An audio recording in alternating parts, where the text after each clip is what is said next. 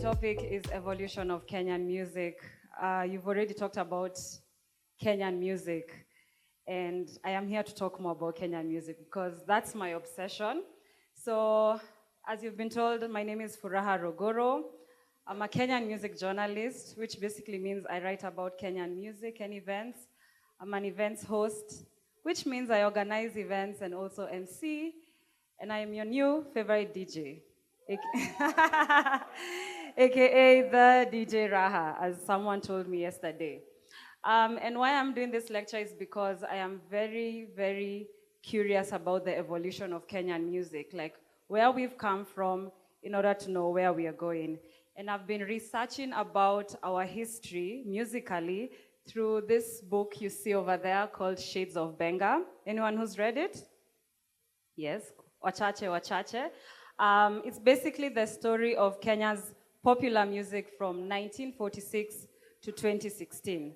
So it's basically detailing like where we've come from until now. And then today we're also going to find out where we are going as Kenya and as a sound. So I want to start with a disclaimer. Kenyan music did not start in 2000.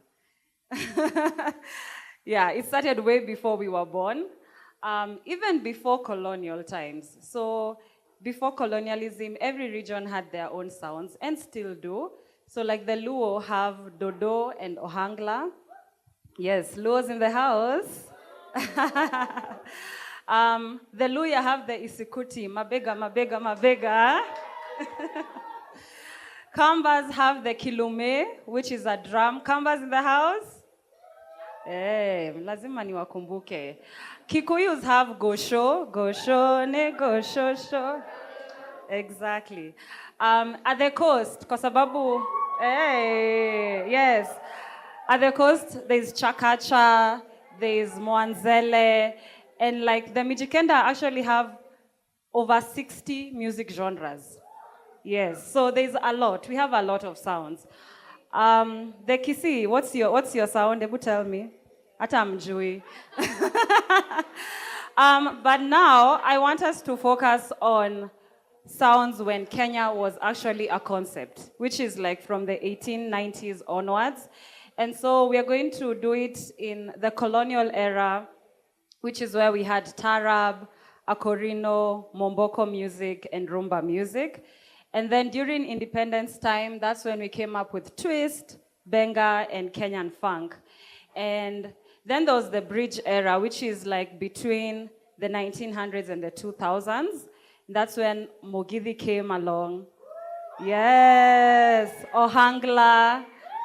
Yes, the new Ohangla, and also Afroofusion, which is my favorite genre, by the way. And then now for the Gen Zs in the house, Kapuka, Genge, and Gengetone. So are you guys ready to go through the journey of Kenyan music from the 1900s till now? Yeah. Okay, great. So tutaanza na Tarab, because I feel like this is one sound that we don't talk about as Kenyans, but Pwani ni Kenya, sawa? Pwani ni? So Tarab actually started in Zanzibar in late 1800s, so around 1870. And it started by the Sultan who used to bring Egyptian musicians to perform at his palace. Hey, Egypt is represented. Pan-African, Pan-African. But yeah, but the cool thing about Tarab, it has influences from different parts of Africa in the world.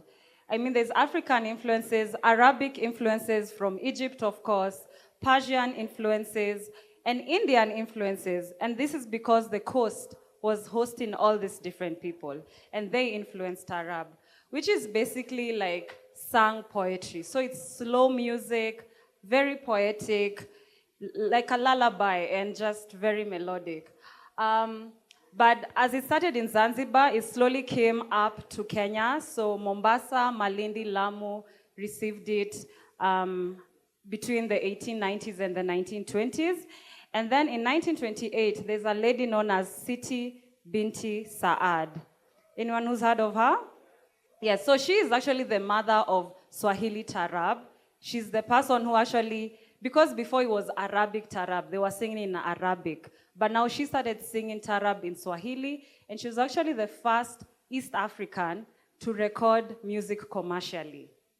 Exactly, a woman. And then after this, of course, there's also Bikidude who followed in her footsteps. And then now also Mombasa caught the wave. So we started having musicians from Mombasa making music. And they created something called as Indian Tarab, which is basically they would sing Swahili lyrics, but on Indian melodies from Indian films. Yeah, so like have you ever had Tarab that sounds Indianish? That is Indian Tarab. But later on, we had musicians such as Juma Balo from Mombasa, Maulidi Juma, Mohamed Kombo. Those were the kings of Tarab. While as the queens, we had Malika, who did the famous song Vidonge. Mnakumbuka? Wape, wape, vidonge vyao. Wakite. Exactly. And Malika was actually from Somalia. But she was based in Mombasa. Another queen was that lady known as Zuhura Swale. And she was actually born in Nairobi, Pumwani area to be exact, but moved to Lamu and then Mombasa, formed Zuhura and Party. And just like Malika, she fused Tarab with Chakacha, which, as I said, Chakacha is a sound from the coast, which is faster than Tarab. So when you listen to their Tarab, it's much faster than the original Tarab, okay? And you can actually find her music now. There was Pwani Tapes, which is a cassette record label in Mombasa, recently digitized her music to create an album known as Tarab Ya Pwani. So if you go to Bandcamp, you can listen to like Zuhura's music from the 70s. Yes, so that is Tarab. And then now, tukuje bara, tukuje Murima. Watu wa Murima. So Murima, as you know, the highlands were very much affected by colonialism because that's where the colonialists came to settle in the Kikuyu highlands, not the white highlands. And because of this interaction, two sounds were born. So the first one is called Momboko. And Momboko basically means to lift off, to take off. And it's actually based on a dance that was inspired by the foxtrot dance. Yes, so what happened is the colonialists banned Kikuyu traditional dances because they thought these dances are revolutionary, these guys are trying to overthrow us. So they banned those dances. But now, in retaliation, Kikuyus actually copied what they saw their masters doing and recreated a whole new dance known as Momboko. Yes, which was performed by unmarried men and women who are looking for their bae. You know what I mean? And Momboko is performed with the accordion. You know the accordion, the Scottish accordion, which actually they got after First World War. So after they came back, you know, they were sent to the wars to fight for reasons they didn't understand. But when they came back with the accordion, which formed foundation of Momboko, and also the Karingaringa, which is a metal ring with a rod. And the pioneer was called Gashogi wa Kamau. This is in the 1920s, by the way. But because he was not recorded at that time, musicians such as H.M. Karaoke, Simon Mugo, and Joseph Kamaru actually recorded his songs. And now that's what you get to listen on the internet. And then another sound is akorino. Any akorinos in the house? Mnadanganya. Iko wapi kilemba? I don't see any kilemba. But akorino is now more gospel-based. So akorino is actually influenced by Gikuyu traditional music and the Old Testament. So this was basically akorino people created their own church that was separate from the white church. And therefore, their music was all about creating a trance, uplifting people, uplifting your spirit. And their songs will actually come from dreams.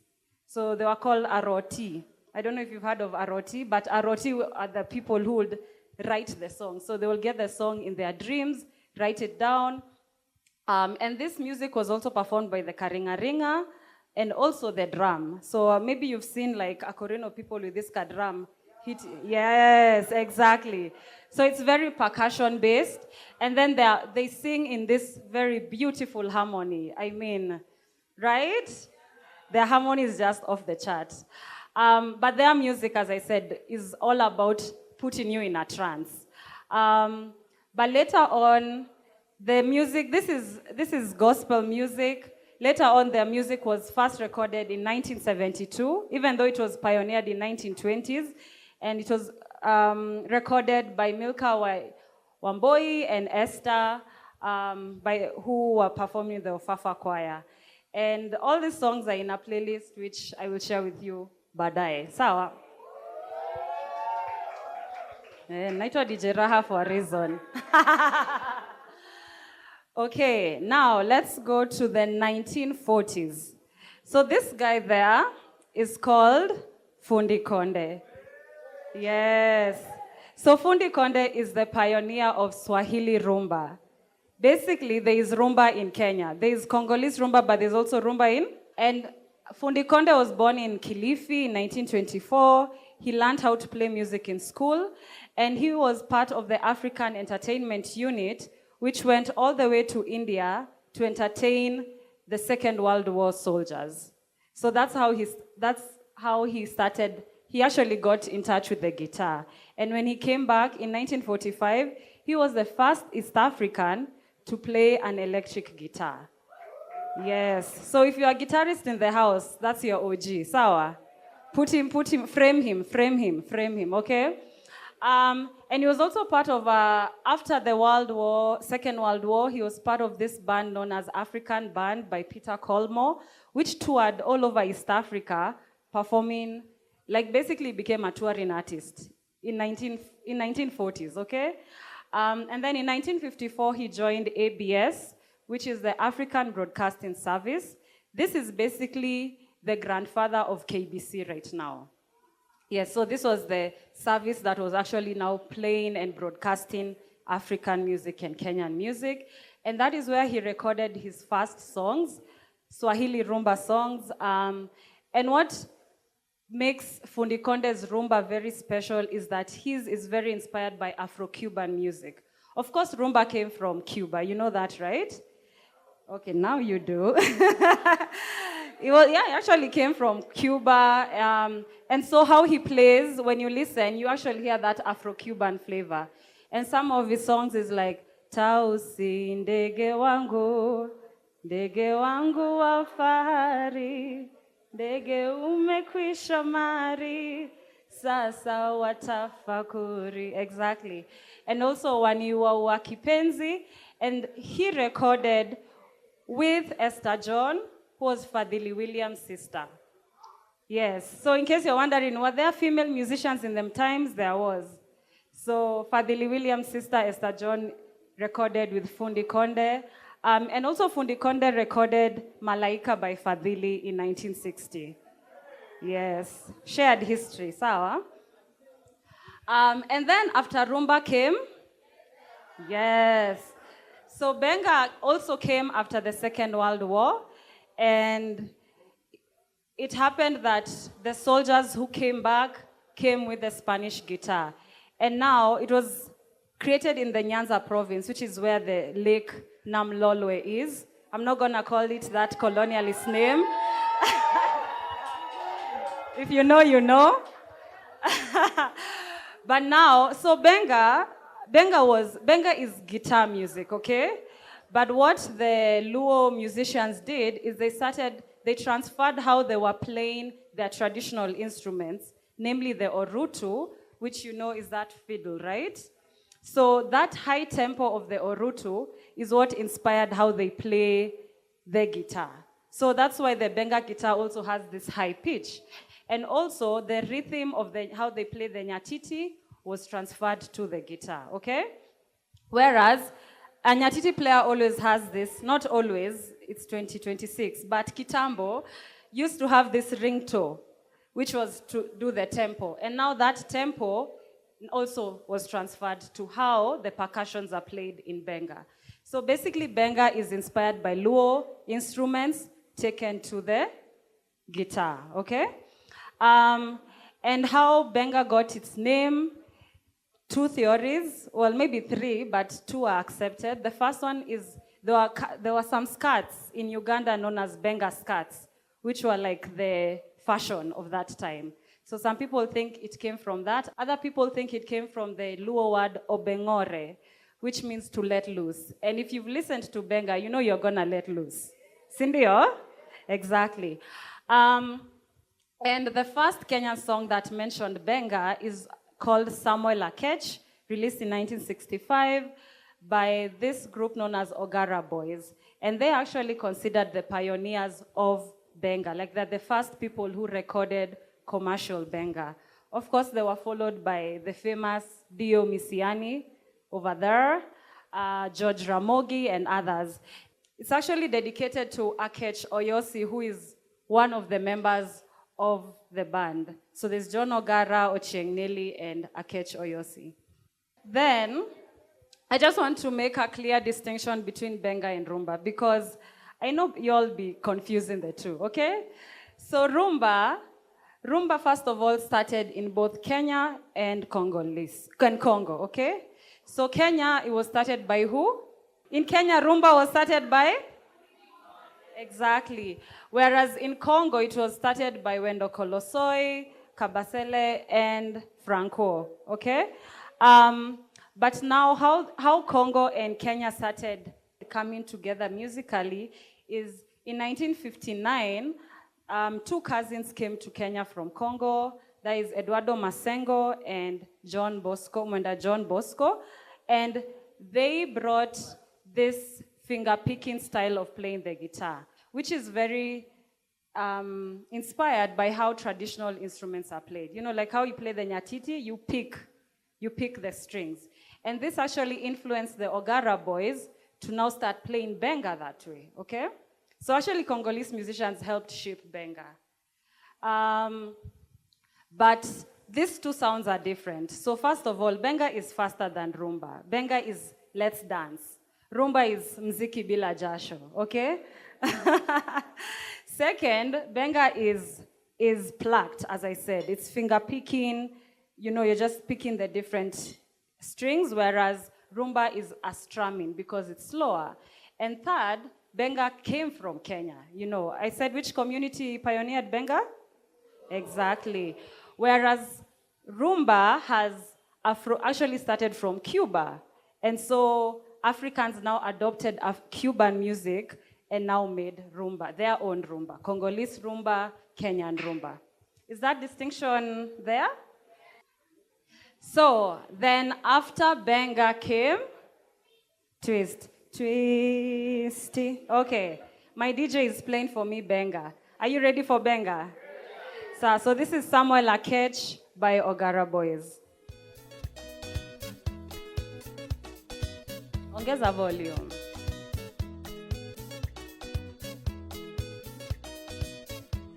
Ajoni wanindo imbo mwalona.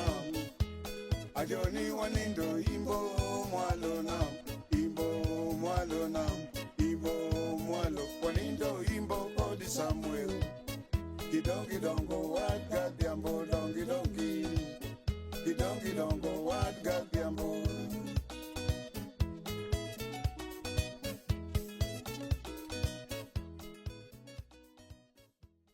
Does Benga sound familiar to you all? Good boys and girls. So now let's go to Twist. Twist started in the 60s, and it was started by two cousins as well. The first cousin is called Daudi Kabaka. Yes, you all know Daudi Kabaka. The reason he was called Daudi Kabaka is because he was born in Kampala after a Buganda king known as Kabaka Daudi Chwa. Okay? Fun fact. And Twist, Kenyan Twist, is actually inspired by American Twist, which was pioneered by Chubby Checker, but now it was mixed with Kwela, which is from South Africa. And Kwela now is where the guitar and the bass line came in. So when you listen to American Twist and Kenyan Twist, two different things. because of the Kwela, okay? And Daudi is considered the king of Kenyan Twist because he recorded most of the Kenyan Twist songs. One of his big songs is Harambe, Harambe, Tuimbe Pamoja, yes, which was Nyamazeni. Yes, this was basically like the second independence anthem in 1964, okay? Kweli, you were there? Another song that was big in them times was Helule Helule. Helule Helule, ya baba. Helule amjuyo. But Helule was so big then that a UK pop band known as Tremeleos, hey, kama nimebucha, I don't care. But they re-recorded the song and actually took it to the UK top 20 in 1968. Yeah, so hii mambo ya ati sijui ati we are going international like kwanza leo, sawa? It started in 1960s, okay? But the other cousin is known as John Amutabi Nzenze. And him and Kabaka actually started Twist Pamoja. It's not that Kabaka started and then Nzenze. They actually created the first Twist songs together. But because Kabaka didn't want to share copyrights and was like, all these are my songs, so Nzenze aka left group and recorded Angelique Twist, Twist Nzuri, and many other songs. And later on started a band known as Air Fiesta Matata Band, which in 1971 was named the best African band by BBC. Nimeachia hapo. Oh, and that's a picture of, Kabaka and Nzenze. I think that's Kabaka being like, yo, I'm gonna steal that song.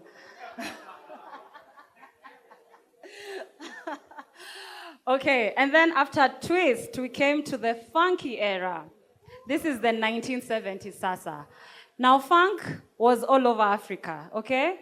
So it was in Congo where, after the Rumble in the Jungle fight, you remember that one? You are alive for that one, Cindy? Exactly.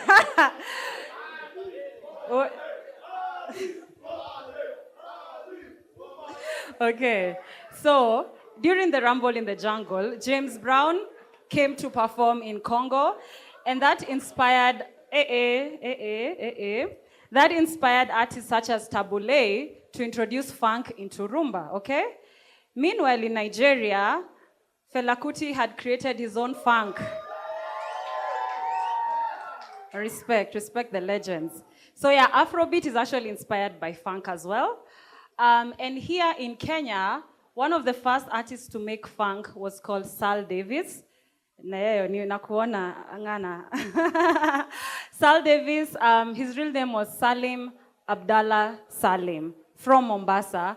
And he made this fire tune in the 60s known as Makini, which is like rock and roll and funk. And it was inspired also by Ray Charles. DJ, can you play for us Makini? Because I want to shock these people on what Kenyan music can sound like. Makini, Makini, Makini akili, ni ndugu wawili, moyo sende mbali, tizama nako.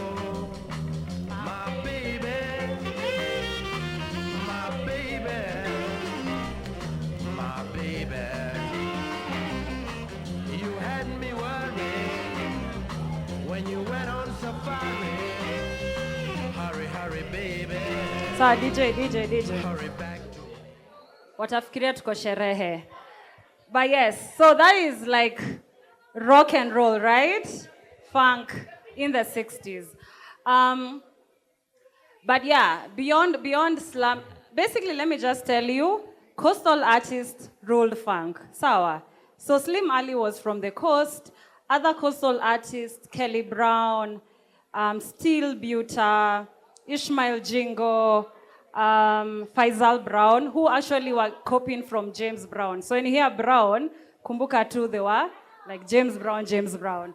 And one of the biggest funk records of the time was Slim Ali and the Hodi Boys you can do. Si mnajua hiyo ngoma? Dun, dun, dun, dun, dun, dun, dun. And fun fact, that song actually became a top 10 song in Zaire. Is it Zaire or Zambia? Ebu niangalieni. Ni Zaire, exactly. So again, international. And of course, the music was complemented by the fashion. So in the 70s, people were in them short skirts, in them bell bottoms, in the afros. Ati? Afro, exactly. And there was also this thing called afternoon boogies. These were basically afternoon parties where young people could go and enjoy funk music, like the jam sessions of back then, okay? But they were actually banned like not long after because, you know, moral police, the government is like, oh, our children are going to get wanapotea, you know. So it was a crisis for teenagers in that era because they were like, now we can't go for boogies. But still, the 60s, the 70s were big time in Nairobi. So Nairobi was actually the entertainment capital of East Africa. Yes. We were the hottest thing in the whole of East Africa. And why? Because first of all, we had the clubs. If people wanted to record music, they had to come to Nairobi because we had the first recording studios, we had the first vinyl pressing plants, we had clubs such as Starlight Club, which is now where Integrity Center is. So whenever you pass Integrity Center, just remember your grandparents were partying there, okay? Yeah. There was Club 1900, which is Upper Museum. Used to be at Museum Hill. That was for like the bourgeoisie. And then there was New Florida Club, Madhouse. Anyone who went to Madhouse once upon a time? Okay, ndio picha yake. It was demolished in 2014, sadly, but we have photos, we have evidence. So 60s, 70s was a big time. Bands from all over Africa were coming to record, to perform. It was lit, golden era. But now, at the same time, because as I said, a lot of bands were coming, this is when the Congolese now decided to take over, okay? So Congolese musicians were escaping that guy called, yes, exactly. I thought it was Bien for a second, but I was corrected.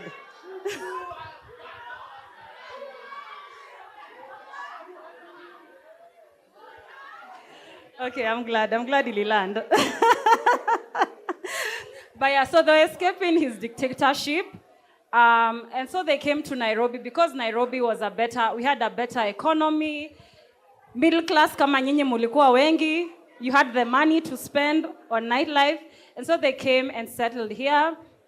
Some of the big Congolese bands in Nairobi were Orchestra Super Mazembe, you know, with Kasongo, iyo. Yes. Iyo sasa. Manze sikupewa macho. Le Mangelepa, who are still alive, by the way.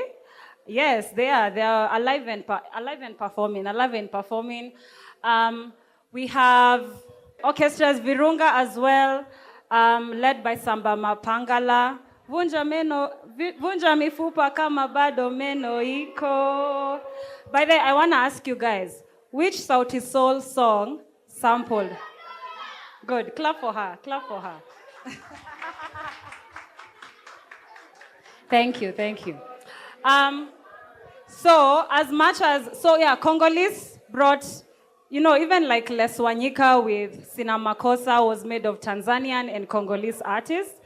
And they introduced like high fashion, dancers, big band on stage, you know, showmanship. And this is actually what made Kenyan bands fall. Because Kenyan bands tuko simple. Unajua tu guitarist, drummer, full stop. But hawa wanakuja na like a whole line of dancers, horns, you know, the fashion. And so they actually stole jobs from Kenyan bands. And Kenyan bands were now forced to perform in like tourist hotels, whereas Congolese bands are now performing in the clubs, in politicians' parties. Yeah, it was crazy, it was crazy. And beyond Congolese takeover, Kenyan music continued to decline for other reasons. So number one, in the 1980s, the cassette came and replaced vinyl records. And this is where now piracy began. And because of this, now the record labels, the international record labels, the EMIs, CMS, AIT, and all other initials started leaving the country. And also the vinyl pressing plant closed down because now no one is buying vinyl anymore. Also bands, clubs started hiring DJs instead of bands. Like this is also the time when discos came, okay? This was the disco era. So now instead of bands, it was a disc jockey. That's where DJ comes from, by the way. Started playing. This is the time also Carnival opened up. This is 1980, was a big thing back then. But beyond that, also political reasons influenced Kenyan music. So first of all, you all remember the 1982 coup? Mulikuwa? Of course. So, one thing you should know is that the coup changed a lot of things in Kenya. Moi became even more paranoid. He was already paranoid, but now he was even more paranoid because it's like these people want to take over. So, he was also paranoid of the vernacular music because he was like, maybe people are talking about me in their different languages. And so, he started policing vernacular music. And therefore, you could only be played on VOK if you are singing about love or patriotism. If you're singing about anything else, you're either cancelled or you're imprisoned. Yeah, so that, of course, affected Kenyan music in a big way. Then later on, in 1984, Moi started getting tired of the Congolese. So he threatened to ban Congolese music from the radio. But we have very clever Congolese musicians, Biliabel and Tabule, who did this song called NuNairobi. That one. And so when this song became a hit song, they were like, see, let's change this song so that we please the president. So they became with Twende Nairobi, Tumwimbie Baba Moi. And when Moi had that, akaingia box. So, so Lingala Rumba continued to be played.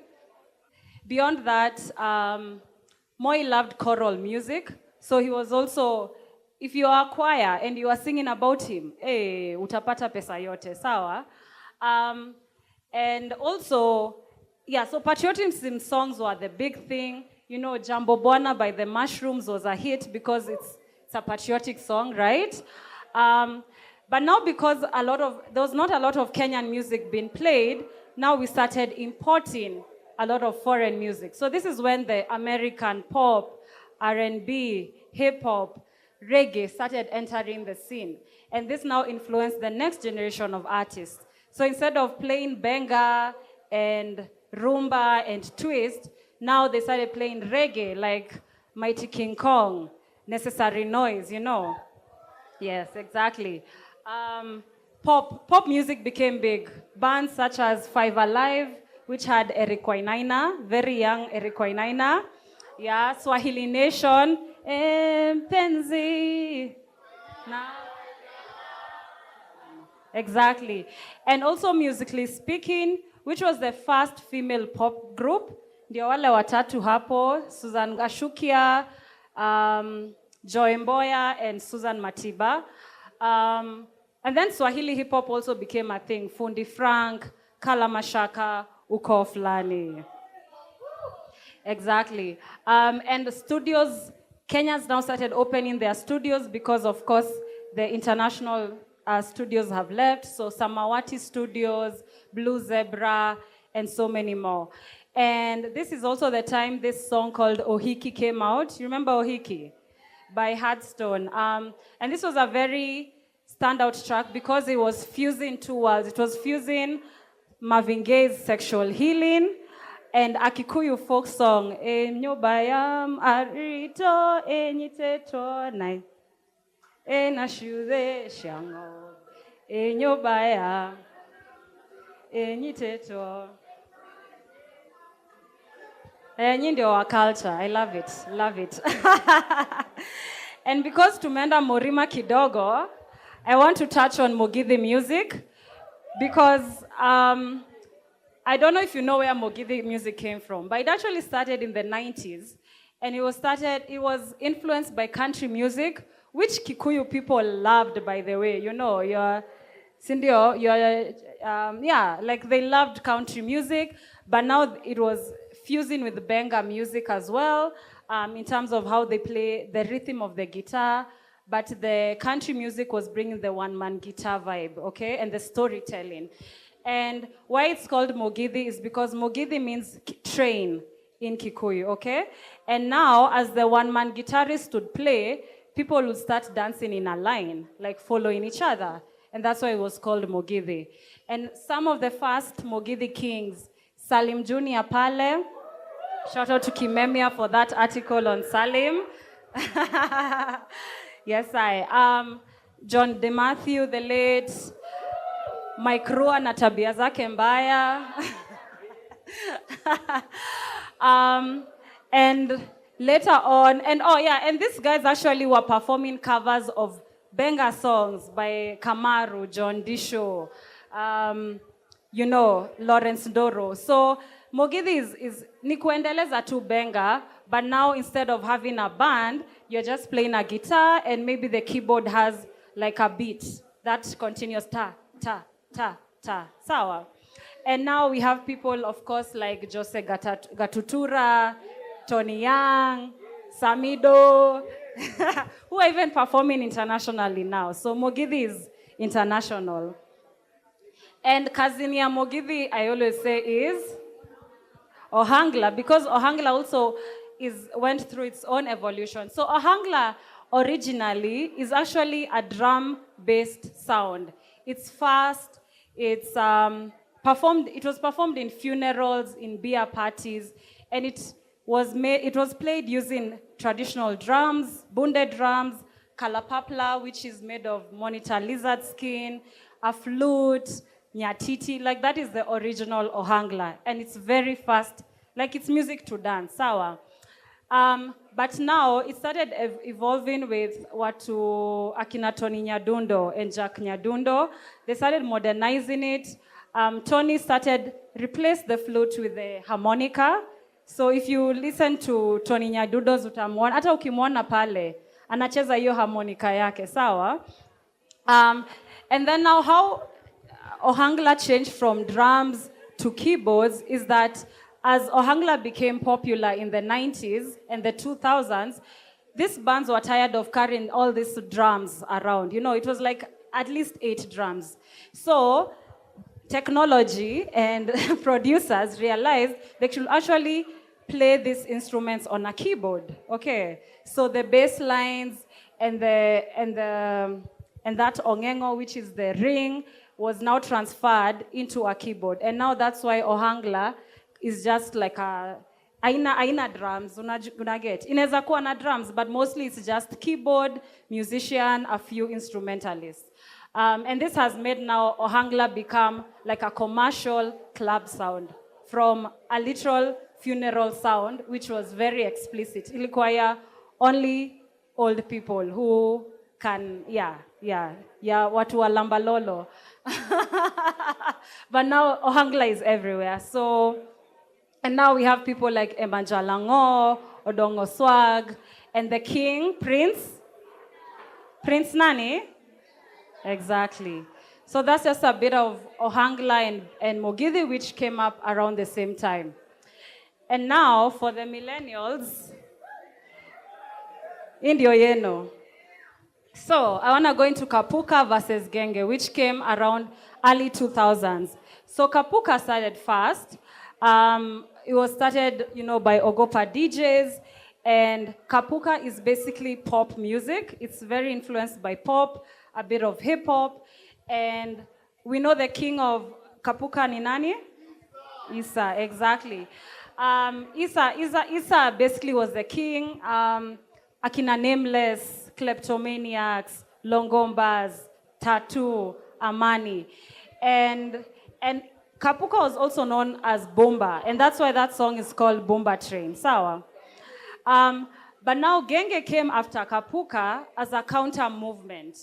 So, like Genge people were like, hii ni ile sound ya mababi. It's all like, oh, let's dance, let's want, let's talk about love. So now Clemo and Juakali in California Estate Eastlands now created Genge, which now became, Genge means the masses, people, watu wengi. So they created the music for the masses. And now theirs was more Sheng hip-hop. So it's hip-hop talking about the street life, Ngelia Genge, you know what I mean? And this is what, of course, brought Gengetone later on. So Jua Kali, Nonini, Lady S, Jimwat, those were now the ones holding Genge. So on one side we have, and the other side we have. And then there was this iconic diss track of Kapuka by K South called Kapuka This. Kapuka. Watu wakati ke. And why, and I just want, and if you want to know what a Kapuka song sounds like, it actually sounds like that. Kapuka, Kapuka, Kapuka, and that's why it was called Kapuka. Sawa. So if you ever want to know, like, is this song Kapuka, just do Kapuka, Kapuka. If it's going with that, it's a Kapuka. Good. So yeah, Ogopa DJs did Kapuka, Caliph Records did Genge. Tuendele ama tusiendele? Okay. So, as these guys are making this pop and hip hop music, kuna some other musicians who are like, why are we copying white people, Western music? Like, we should be making African music. And that's now when Afroofusion came in the mid-2000s, sorry. And basically, Afroofusion music is a fusion of traditional Kenyan music, whether it's the language, the instruments, or the rhythms, with now contemporary music. And it was highly, highly popularized by Ketable Music, founded in 2007 by Tabu Osusa. And Ketable partnered with Alliance Francaise, Nairobi, and they started a whole project known as Spotlight on Kenyan Music. And their mission was basically to travel across the country and look for musicians who are doing this fusion of like traditional music and contemporary music. And Ketable found musicians such as Winyo, Makadem, Olith Ratego, and Gargar, who are these Kenyan Somali musicians from Garissa. And Ketable recorded their first albums, which are still online. And this now was the Afrofusion era. And also Ketable took a couple of musicians to Smithsonian Folklife Festival, which is one of the biggest folk festivals in the world. It's in Washington, US. So Eric Wainaina, Susan Owio, Makadem, Ayubogada, they went to represent Kenya. So in short, Afrofusion music is very marketable abroad because anyone can make R&B music in the world. Sindio? Anyone can make house music. But not everyone can make nyatiti jazz, or isikuti piano. You know what I mean? So Afrofusion, because it's very specific to where it comes from, so that makes it very marketable in like Europe, US, and beyond. And so these musicians still tour the world. And then after Afrofusion came NuNairobi. Now NuNairobi again is going away from the folk to now the experimental, the Western music. And it's also different from Kapuka and Genge because these were the commercial sounds of the time. But NuNairobi musicians were like, we want to try something new, we want to be creative, we don't want to make mainstream music. And so they were making a lot of like R&B, electronica, rock, like just sounds ata atujui zimetoka wapi, And I say the godfathers of NuNairobi was Just a Band. Because, yes, respect. Because Just a Band were like the first band that actually experimented with different sounds that we had not had in Kenya. You know, they were doing funk, they were doing disco, they were doing house. And in 2010, they made Kenya's first viral meme, Hahe. Nani amerudi? Nani amerudi? Exactly. And Just a Band now paved the way for the other cool kids making NuNairobi music, you know. And NuNairobi, again, is a blanket term. It's not one genre. It's just the term for these people who are making very different music, very experimental music. So akina Camp Mula. Nani alienda ile show yao, by the way? Okay, good boy, good girls.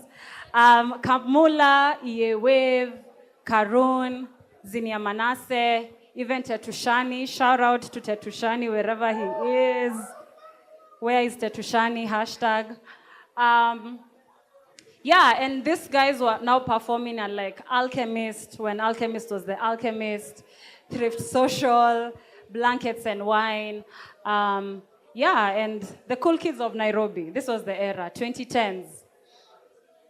And now, as the cool kids were making Nairobi, now the other side of town, Eastlands, were like, ata sisi, atuachu nyuma. And now that's when Gengetone happened. Gengetone, as we know, is inspired by Genge music, which we talked about. So the storytelling in Genge music, but now the tone comes from reggaeton, which is Puerto Rican music. So it's basically fusing Genge music with reggaeton music. And in 2019, Ethic broke the internet with Lambalolo. Guy, you all liked that song? Yuck. No. Yeah, and of course, you know, Sailors Gang, pia wakafuata njia, Boondocks, Ochungulo Family, and Gengetone, of course, broke the internet because it was very hypersexual. The videos were low budget, very raw, and they were not even played by media sana because of all this content, like very explicit content, talking about sex, you know, not even talking, showing us. Hey, washa macho. Guys, I think that's where my eyesight iliharibika. And also the moral police, Ezekiel Mutua, was like, amekata hiyo story. So also, you know, it was highly censored. Even like corporates didn't want to back Gengetone because of this theme. And this is now why Gengetone ikashuka chini. It stopped being this craze. It's like, yeah, ilishuka. But that doesn't mean Gengetone is dead. Gengetone is still alive and well. I have proof. Okay, I have proof. Sawa. So first of all, there's a producer known as Manchild who created, mnajua Manchild? Hey, yes. What was SoundCloud? Yeah, and he created a sound known as Debe, which is basically Chris Kaiga's first songs. You remember Zimenais, Chain? That was Manchild. Okay, mnajua tu Chris, but the producer is Manchild. And so this was like Gengetone Safi. Like it has some Gengetone bounce, but it's music that can be listened to by everyone. Sawa? Also, Matata came into the scene. You know, yeah, Matata came into the scene with also like a cleaner version of Gengetone. Gospel musicians started making Gengetone as well, proving that Gengetone doesn't have to be dirty. Gengetone is the sound, it's not the message, okay? And then we also have Kalenjin Gengetone. Anyone who's heard of Kalenjin Gengetone? Konyuma wase, DJ, nicheze mali safi. Please tell me whether this song is Gengetone. Sawa? So pay attention. Sa, skizeni ngoma. Let me know whether you think this is Gengetone.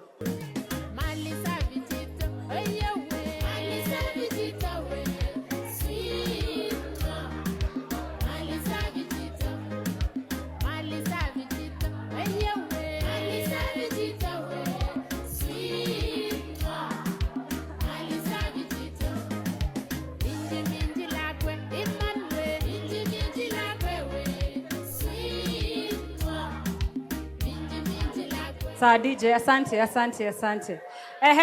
Who says that is Gengetone? Nyi mko chini. Kwa nini si Gengetone? Gengetone is the beat. It's not the language. But ni sawa. Kama mmekataa. Is anguka nayo Gengetone? Okay, sawa. So after Gengetone came Arbantone, which Arbantone is now, I don't even know if Arbantone is a sound, because Arbantone is basically sampling other songs and then putting your own lyrics. So the sampling Genge, old Genge songs, old Kapuka songs, Jamaican songs, and remixing them. There's the song TikToker, which blew up. TikToker, by the way, sample Goma gani? Yeah? Juakali, which song? Bidi yangu, yes. And there are many other artists, like Lil Minor, Saru, who've jumped on this bandwagon. And a lot of people are like, Arbantone is not an original sound because you're just copying people's instrumentals and you're not paying them. Who is in that camp, by the way? Who is like Arbantone? Okay, nyinyi wazuri. But artists such as Juakali actually support Arbantone because they're like, these artists are bringing back old songs and they're continuing the culture. And so he's like, you all do your thing. So Arbantone is also a sound right now. But now, tumefika mwisho, Arbantone is the latest Kenyan sound, sindio? So now the big question is, what is the Kenyan sound? Ati zote?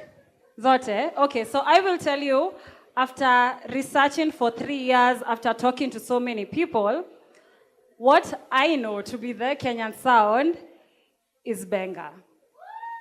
Yay, watu wa Benga, oh yeah.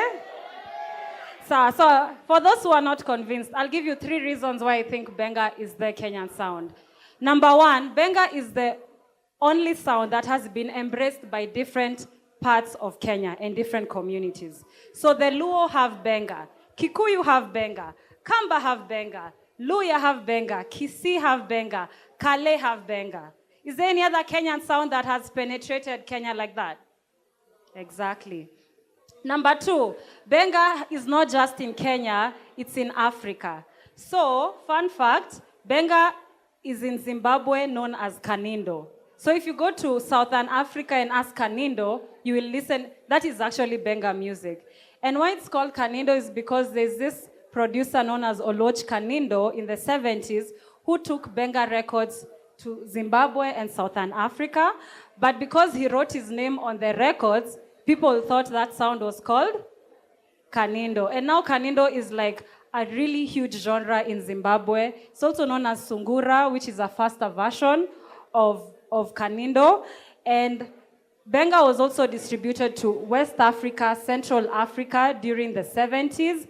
And it also inspired another genre known as Sukus. Anyone who's heard of Sukus? So Sukus is actually Rumba and Benga coming together. So Benga not just influenced Kenya, but influenced African music. Is there any other genre that has gone outside our borders like that? Exactly.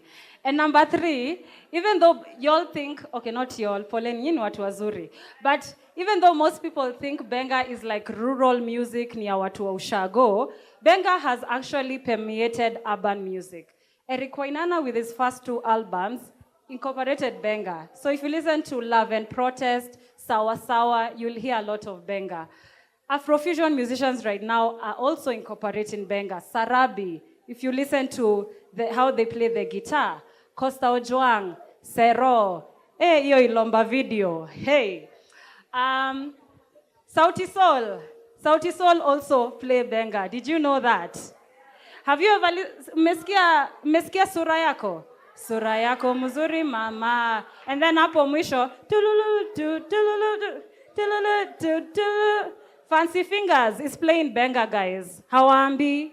But he's also, so a lot of guitarists in this Nairobi are playing Benga, but they probably don't even know it's called Benga. Okay? So Benga is, if you want to hear a song that's not an actual Benga song, listen to the lead guitar. Is it like singing in a high pitch? Listen to, is the guitar following the vocals? Like someone sings, and then the guitar plays. Someone sings, the guitar plays. And also the climax. So Benga has this part where after the singing ends, the guitar is just goes hum. That is the climax. So Benga music still now, even though people are not aware, it's still in our music. It's the foundation of Kenyan music, guitar-wise. And now, how do we evolve Benga? Because Benga has been here since the 1950s. And we cannot play the same Benga that's played in, in Machakos forever. So, already we have people like Winyo who did soulful Benga blues, which is like Benga mixed with blues music. Udulele does soulful Benga, which is more soulful Benga. There's also a collective known as Bengatronics. Anyone who's heard of Bengatronics? Yeah, so Bengatronics was started by Mwalimu Tendwa and his friends, and their mission is to create futuristic Benga music by fusing Benga with electronic music. And if you go to their SoundCloud, you'd hear some of these sounds. And I honestly, listening to some Benga music, especially ya Wakale, ya Wakamba, na ya Meru, there's like this techno beat that I always hear. DJ, could you play for me Munyanya Mr. Cross? Mniambie kama mnasikia a techno beat in this.